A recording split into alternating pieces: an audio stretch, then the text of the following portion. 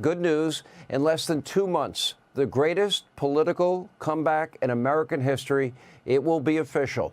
Joe Biden, along with his entire pathetic administration, they will be out of the White House, and not a moment, frankly, too soon. After trying to put his chief political rival in prison with a weaponized DOJ, Biden will hand over the keys to Donald Trump, whether they like it or not, and leave office as the worst, most corrupt, most incompetent, most divisive one-term president in modern American history. And his final act as commander-in-chief, well, is very much on brand.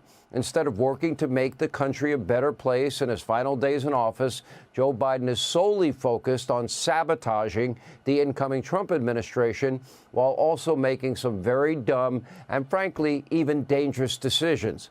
Now, that doesn't seem to make any sense at all to anybody, does it, except them? All vengeance. Now, for example, according to reports, Biden is now trying to quickly offload construction materials that you paid for that were to be used for the border wall that they stopped building. They're selling him at really low discount prices. What does that mean? That will force the incoming administration to spend more of your money to buy the new materials to complete the wall that Donald Trump says he's going to complete, and he will complete. He thinks he's hurting Trump. All he's really doing here is wasting your money, all of it spiteful vengeance. At the same time, Biden just made it easier for illegal immigrants during his final weeks in office, allowing them to bypass in-person ICE check-ins with a new app.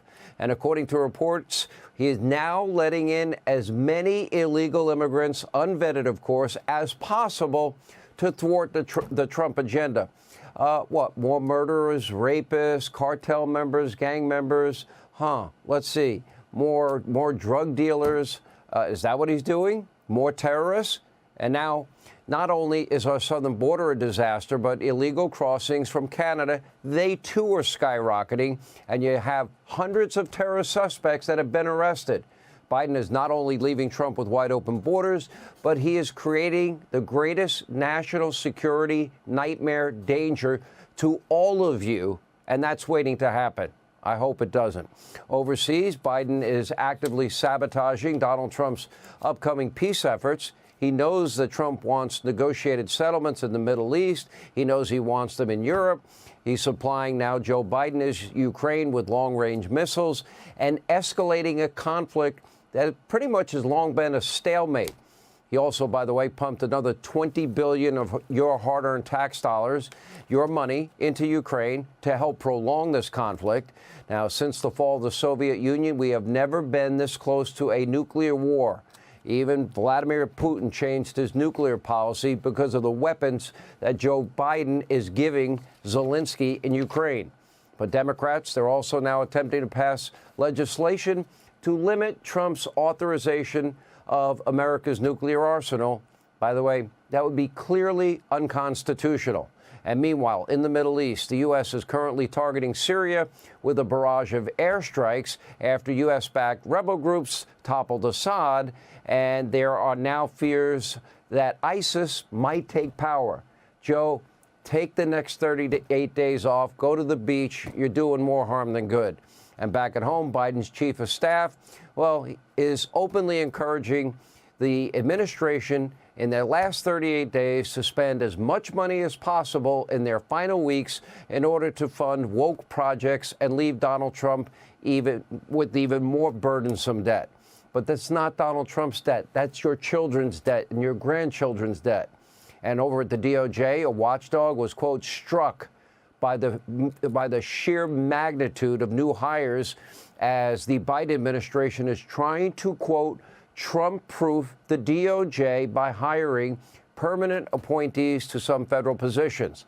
And, of course, the White House is trying to ram through federal judges at a record pace. And Joe is also now reportedly considering preemptive pardons for many of his friends in the Washington swamp. That would include people you know, Hillary Clinton, Liz Cheney, Dr. Anthony Fauci. Benny Thompson is begging to be on the list as well. Now, he and Liz Cheney were on the January 6th committee.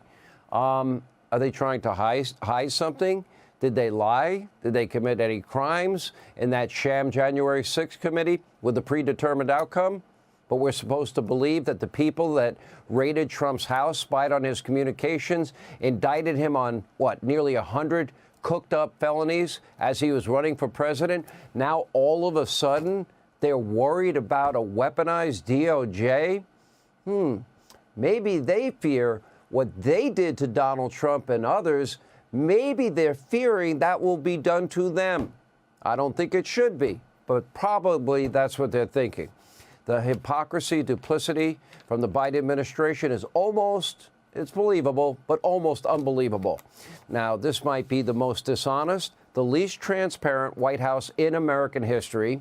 So the drone or flying object or the thing that people describe as a big bus that sounds like a Harley story that emerged this week is right on par. There are now hundreds, maybe even thousands of credible accounts. There's plenty of videos, plenty of pictures showing these very large, very sophisticated objects flying at very low altitudes over the U.S. In fact, New Jersey Senator Andy Kim went with local law enforcement last night. He filmed it himself. He put it on X. Quote, "We saw a few that looked like they were moving in small clusters of 2 to 4. Now, we clearly saw several that would move horizontally and then immediately switch back in the opposite direction in maneuvers that planes just can't do." Then he continued, quote, "Officers said that they tried to get a closer, look with a helicopter, but that the drones would turn off their lights and go dark if approached. Even, well, he's not the smartest guy in the world, but even their governor in New Jersey finally reached out to the Biden administration and demanded more concrete information." The first sighting was November the 18th, but so far the Biden White House is still pretending not to have any answers at all whatsoever, and even suggested that nothing is actually happening. Make no mistake, something's going on. The administration, in all likelihood, knows what it is, and if they don't know, that would trouble me even more. That would be downright scary. And if they're lying, well, that would just be par for the course. So let's assume they're lying, to our faces because, well, they don't value or respect the American people. And that is exactly why Democrats got wiped out in November and why Biden is now considered probably the worst president in the modern era. Hey, Sean Hannity here. Hey, click here to subscribe to Fox News YouTube page and catch our hottest interviews and most compelling analysis. You will not get it anywhere else.